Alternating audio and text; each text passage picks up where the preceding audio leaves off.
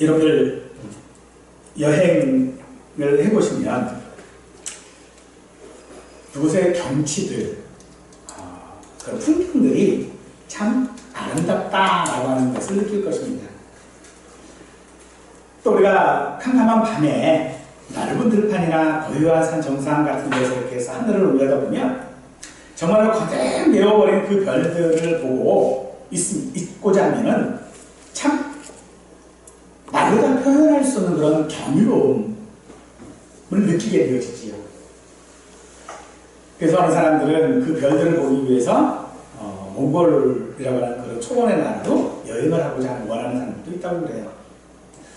그런데 그렇게 아름답고 경이로운 그 환경들 가운데에 바라보고 있노라면 참 그 안에 나 자신이 얼마나 작은 존재인지, 얼마나 초라한 존재인지를 느끼게 되어지죠.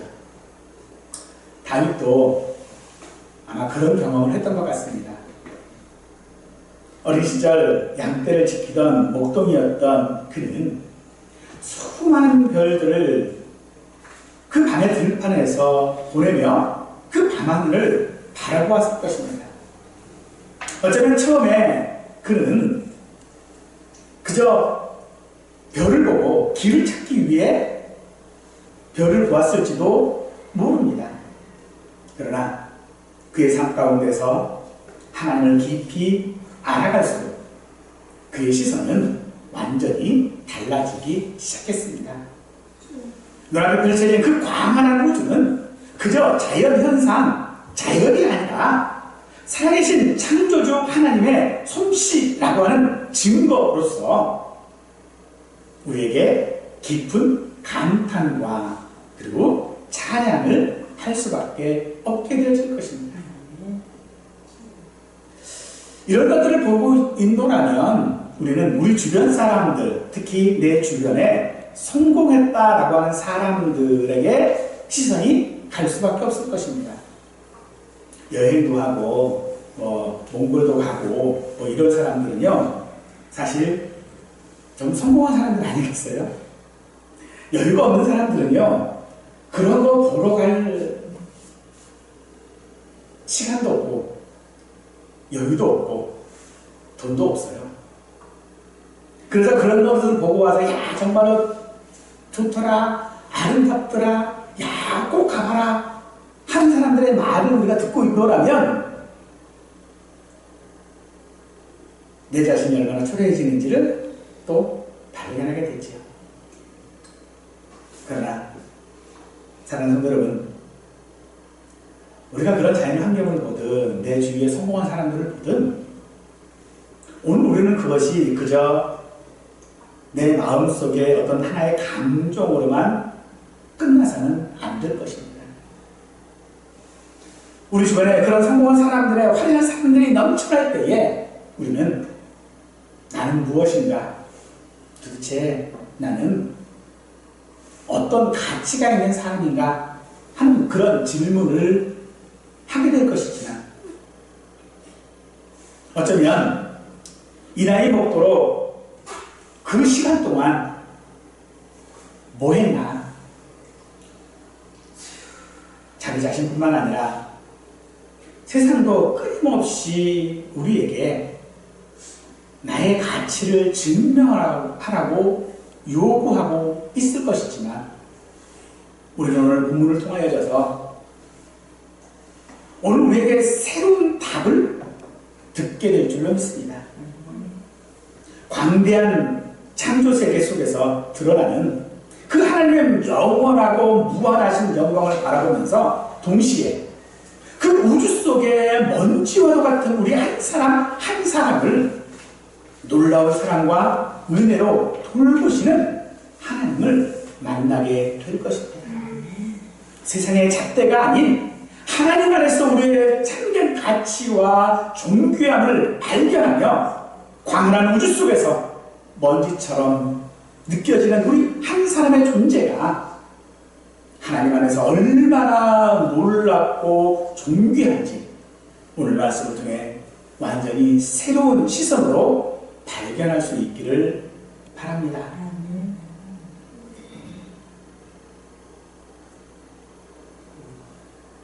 시편 8편의 표제를 보면 깃뜻에 맞춘 노래라고 소개되어져 있습니다.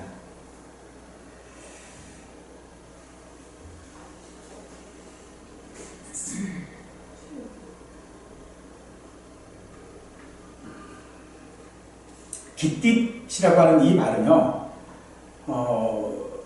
그 정확한 의미는 사실은 알 수 없습니다만, 학자들은 포도를 수확할 시기, 그 시기와 관련되지 않던 악기이거나 아니면 수확의 기쁨을 노래하는 리듬, 그래서 슬픈 곡조가 아닌 밝은 곡조로 신나는 노래라고 합니다. 그래서 시편 8편에는요, 하늘의 달과 별들, 땅의 우양들, 들짐승들, 공중의 새와 바다의 어족 등 하늘의 그 다양한 창조물들을 통하여서 우주 만물에 드러나는 하나님의 영광을 노래하고 있습니다. 하지만 그 핵심 주제는 하나님의 창조의 그 장엄함에 머물러 있지는 않습니다. 잠시 하늘의 그 장엄함을 언급한 뒤에 곧바로 하나님께서는 사람에게 베푸시는 그 무한한 선하심과 은혜를 찬양하는 데에 집중하고 있는 것이 오늘 본문입니다. 이는 이 시의 저자인 다윗이 목동 시절 직접 체험한 하나님의 은혜가 하나님이 어떤 분이신지 가장 선명하게 비추기 때문에 주의 이름이 어찌 그리 아름다운지요 라고 하는 말로 시작을 하고 있는 것입니다. 아름답다라고 하는 이 표현은 눈에 보이는 아름다움을 가르치는 것은 아닙니다. 온 만물 가운데 충만하게 흘러넘치는 하나님의 그 이름, 하나님의 그 영광, 하나님의 그 위엄을 느끼는 장엄함과 경외함을 고백하는 것입니다. 따라서 이 시편의 국적인 목적은 하나님의 무한한 사랑과 은혜를 받는 자들이 더 이상 인색하거나 차가운 그런 찬양에 머물러 있지 아니하고 자신의 모든 지성과 감각을 동원하여 그 기쁨을 묵상하고 그 마음을 다해 하나님을 찬양하도록 이끄는데 그 목적이 있을 것입니다. 오늘 3절에서 주의 손가락으로 만드신 하늘과 주께서 베풀어 두신 달과 별들을 내가 보니 라고 합니다.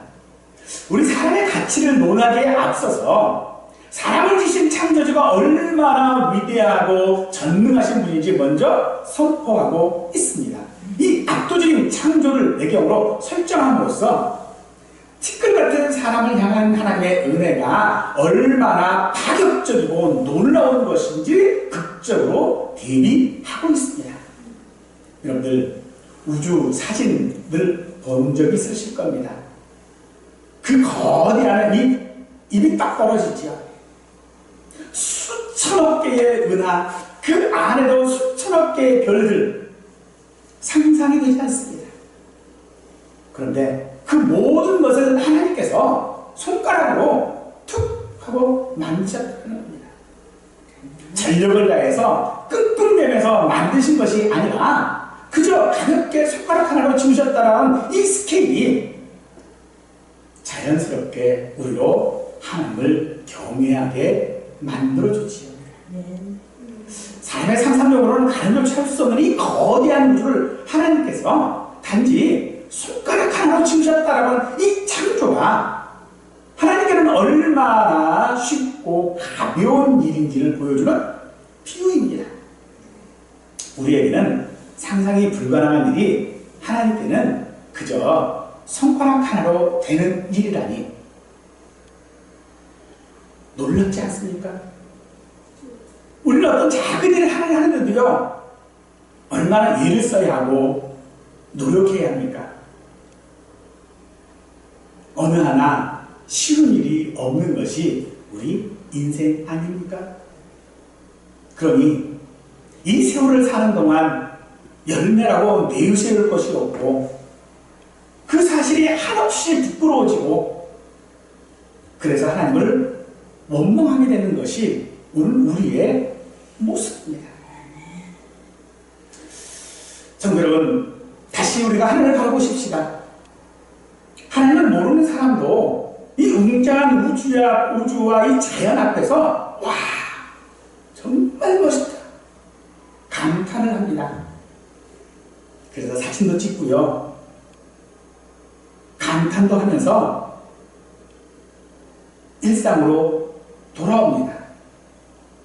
그것이 전부입니다. 여기서 우리는 하나님을 믿는 상도와 믿지 않는 사람의 근본적인 차이점을 발견할 수 있겠죠.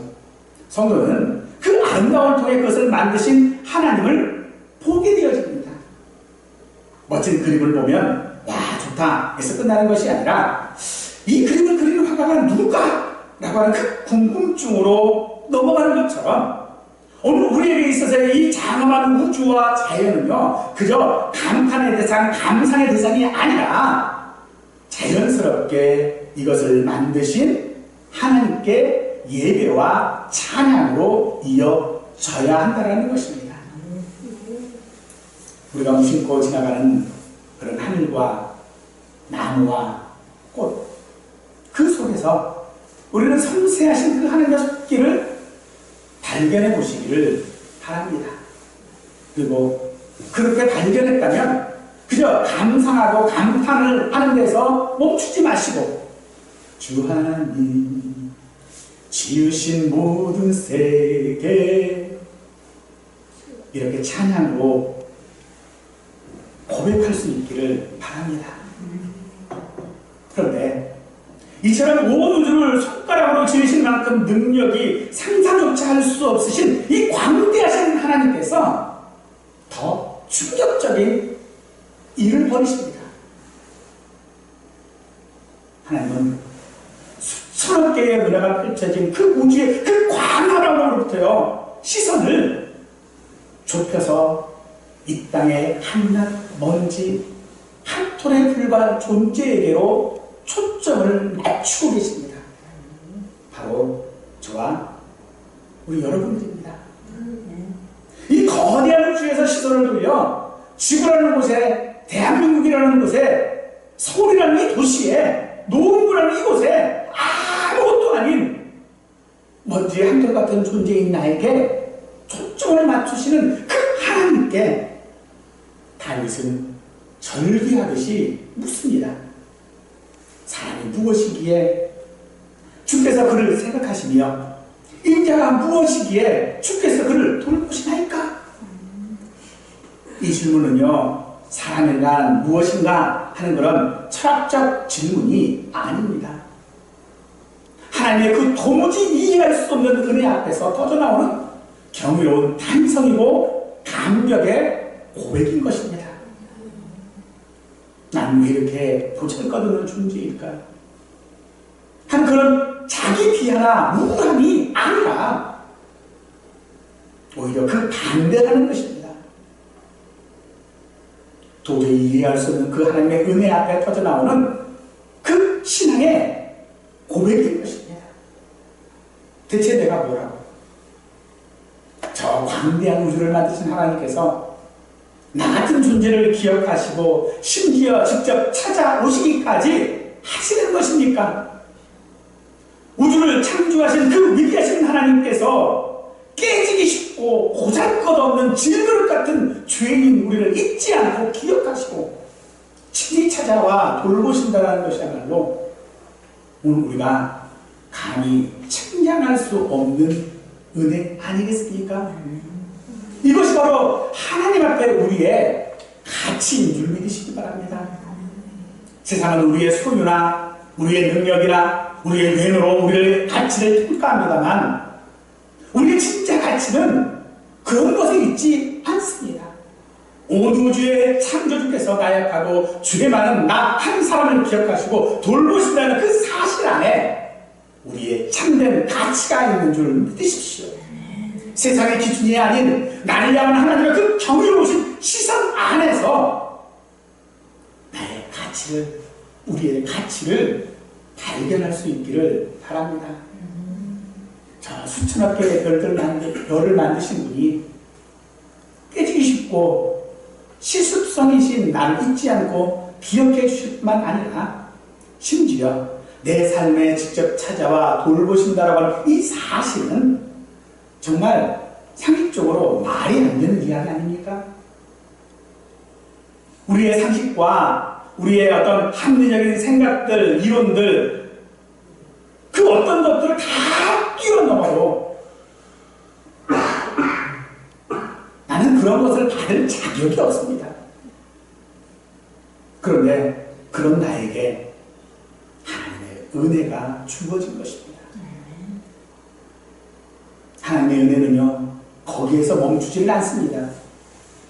하나님은 사람에게 엄청난 직책을 부여해 주셨는데 5절에 보니 그를 하나님보다 조금 못하게 하시고 영화와 종기로 관을 씌우셨나이다 라고 하죠. 사람의 모든 피조물 가운데 하나님의 영광에 가장 가까운 만큼 탁월한 존재로 창조되었다라고 하는 선언일 뿐만 아니라 관을 씌우셨다라고 하는 이 표현은요, 왕의 대관식에서 사용된 용어입니다. 즉 사람이 존귀하게 창조된 것을 넘어서 이 땅에서 하나님의 그 권위를 위임받은 대리 통치자 왕으로서 세우셨다라고 하는 말입니다. 저와 여러분이 이 세계를 하나님의 뜻대로 사랑과 정의로 돌보고 다스리라고 하는 거룩한 사명을 받았다는 말입니다. 베드로전서 2장 9절 말씀 그랬습니다. 너희는 택하신 족속이여 왕같은 제사장들이요 거룩한 나라여 그의 소유된 백성이라고 합니다. 그런데 우리에게 이 왕관을 받을 만한 능력이나 자격이 있습니까? 우리가 하나님의 아들 예수 그리스도가 십자가에 내어놓고 그 핏값으로 구원하실 만한 가치가 우리에게 있습니까? 그래서 은혜일 수밖에 없는 것입니다. 지금 우리의 현실을 보십시오. 과연 이런 환경이나마 누릴 수 있는 가치가 있는 사람인지 한번 생각해 보십시오. 그럴 이유도 가치도 없는 것이 우리 인생 아닙니까? 그러나 나의 가치가 나의 조건이나 행위에 달려있으면 우리는 늘 불안할 수밖에 없겠지만 우리의 가치의 근거는 우리 자신에게 있는 것이 아니라 우리를 향하신 하나님의 그 비상식적인 관심과 사랑에 있는 줄 믿습니다. 세상은 우리에게 끊임없이 우리를 비교하고 줄을 세웁니다. 그래서 너무나도 쉽게 우리는 나는 부족해, 나는 가치 없어 라고 느끼게 할 것입니다. 하지만 하나님께서는 완전히 다른 기준으로 우리를 바라보고 계시는 줄 믿으십시오. 우리가 얼마나 대단한지, 우리가 얼마나 많은 능력을 가지고 있는지는 중요하지 않습니다. 우주보다 크신 하나님이 나를 기억하시고 찾아오신다라고 하는 그 사실, 그것이 내 가치의 근거라는 것입니다. 사람은 존귀하기만 창조된 것이 아니라 이 땅에서 하나님의 대리 통치자로서 만물을 다스리는 거룩한 사명을 받고 창조되었습니다. 오늘 살아가는 성도의 삶은 예수 그리스도 안에서 왕같은 제사장으로서의 삶이어야 할 것입니다. 우리의 삶은 더 이상 죄의 노예로 세상의 가치관 짓눌려 살아가는 그런 존재가 아닙니다. 우리는 하나님의 영광을 드러내며 하나님의 사랑과 공의로 세상을 섬기고 다스리는 존귀한 사명자로 부름받았다고 하는 것을 사랑하는 성도 여러분 잊지 않기를 축원합니다. 오늘 우리가 함께 생각한 이 본문의 시편을 처음부터 쭉 읽어보면 정말 하나의 거대한 드라마 같다라고 하는 그런 생각이 듭니다. 처음 우리는 광활한 우주 앞에서 마치 먼지처럼 작아진 우리를 발견하게 되죠. 그런데 그 먼지 같은 나를 창조주 하나님께서 기억하시고 찾아오신다라고 하는 그 사실에 우리의 마음은 벅차오를 수밖에 없습니다. 거기에서 더 나아가 우리는 이 세상을 다스리는 왕같은 존재로 지음받았다라고 하는 이 사실이 얼마나 놀랐습니까? 우리는 스스로 야, 이 정도면 관심 가져줄만 하지, 내가 이 정도의 능력이면, 내가 이 정도의 재산이면 자격이 있어 라고 생각할 사람은 아마도 없을 것입니다. 가치도 없고 자격도 없고 심지어 하나님께서 나에게 보이신 그 관심마저도 거부한 우리에게 하나님은 일방적으로 관심을 쏟아 부으셨고 일방적으로 우리에게 은혜를 베풀어 주셨습니다. 우리의 가치는 세상의 평가나 내 능력에 달려있는 것이 아니라는 것입니다. 우리의 가치는 온 우주보다 크신 하나님께서 우리를 존귀하게 여기신다라고 하는 바로 그 사실 속에 있는 줄 믿으십시오. 이 놀랍고 분에 넘치는 은혜에 대해 우리가 할 수 있는 일이 무엇일까요? 우리가 할 수 있는 유일한 것은요, 그리고 마땅한 것은요, 감사와 찬양밖에 없는 줄 믿으시고, 오늘 시편의 처음과 마지막에서 주의 이름이 어찌 그리 아름다운지요 라고 하는 노래했던 것처럼 우리의 삶에도 모든 것이 은혜입니다 라고 하는 그 고백으로 채워야 할 줄 믿습니다. 사랑하는 여러분, 모든 것이 은혜입니다 라고 고백할 때에 그것이 우리의 노래가 되어져야 합니다. 어떤 노래요? 즐거운 노래. 내가 포도수확을 하면서 부르는 그 노래.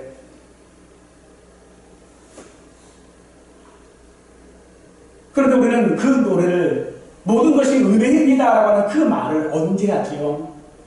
잘 됐을 때만 합니다. 성공했을 때만 합니다. 나를 드러내고 싶을 때 그 말을 해요. 하지만 그 말은 그때만 하는 것이 아닙니다. 내가 실패했을 때, 내가 아플 때, 내가 한없이 먼지처럼 작아진 존재로 느껴지는 그때에 우리가 즐거움으로 해야 할 고백이 바로 모든 것이 은혜입니다라는 고백인 줄 믿습니다. 우리가 그렇게 고백하는 이유가 무엇입니까? 우리가 그렇게 고백해야 하는 이유가 무엇입니까? 바로 나는 하나님의 왕 같은 제사장이기 때문입니다.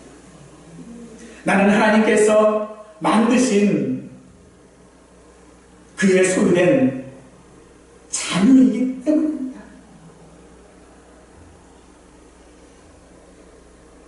그래서 우리는 내 삶이 어떠하든가 이 모든 것이 은혜입니다라고 고백할 수 있어야 하는 것입니다. 참 우리가 이런 고백을 할 때 보면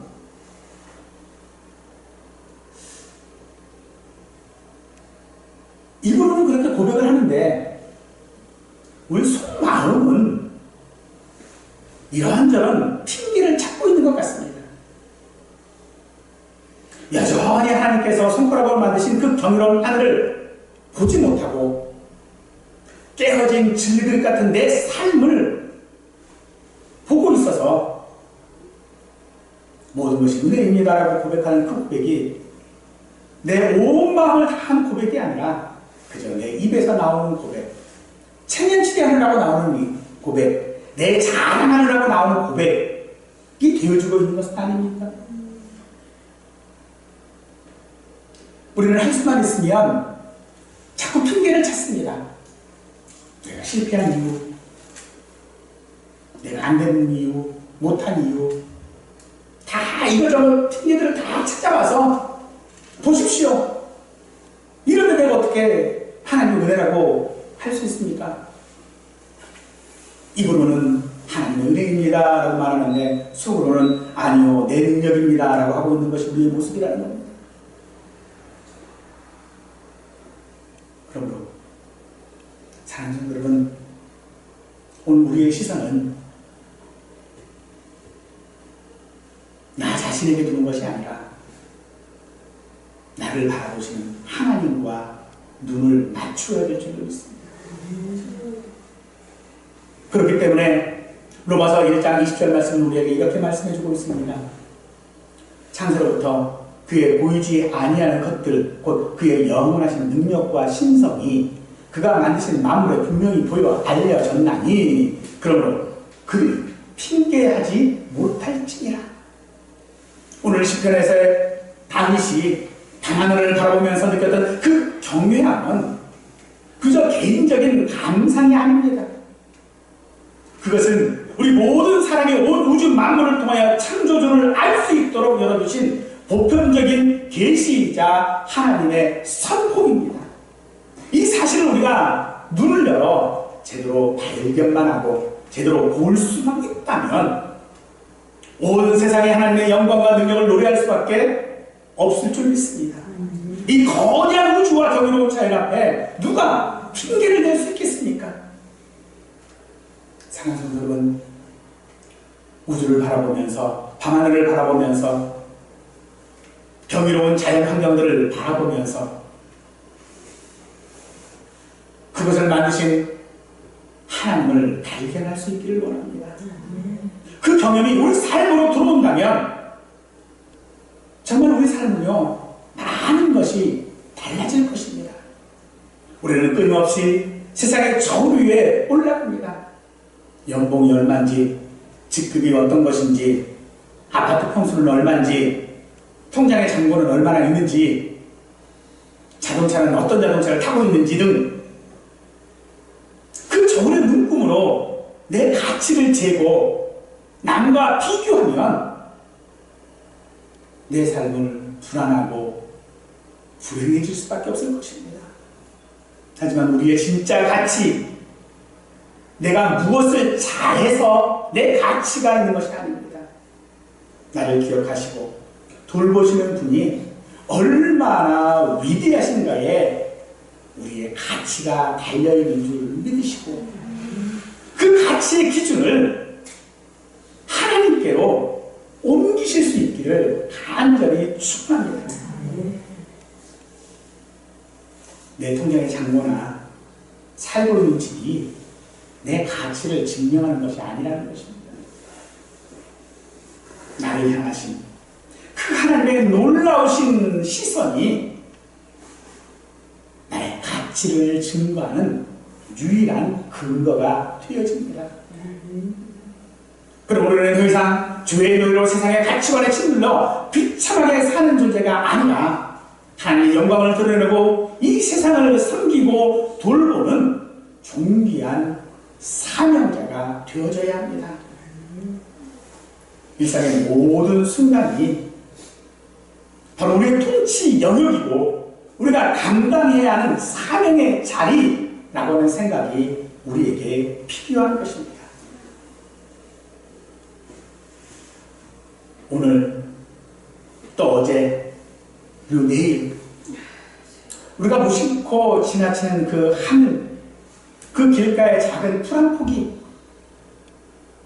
그리고 내 곁에 있는 사람의 얼굴 속에서 하나님의 그 섬세하신 돌보시는 그 손길을 찾아보실 수 있기를 원합니다. 그리고 하나님의 그 섬세한 손길을 여러분들 발견하셨다면 그 발견을 통해 세상의 기준 속에서 흔들렸던 나 자신의 가치가 그리고 존귀함과 아름다운 것을 그것을 통해 새롭게 보실 수 있기를 원합니다. 그러면 매일 아침 우리가 마주쳐야 할 일상을 내가 다스려야 할 통치 영역으로 바라보면 분명 다르게 보일 것입니다. 그리고 그 다른 시선은 우리의 말과 행동을 존귀한 왕처럼, 왕 같은 제사장처럼 바꾸어지게 할 줄로 믿습니다.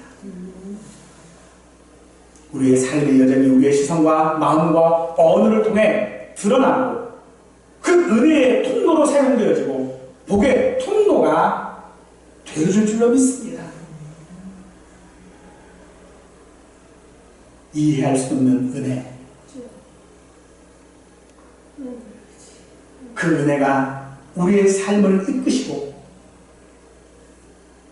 그분하신 은혜로 바라보시는 그 하나님께 우리가 찬양을 올려드리고 오늘, 내일, 그리고 우리의 평생이 이 놀라우신 은혜 속에 거하실 수 있기를 간절히 축원하겠습니다.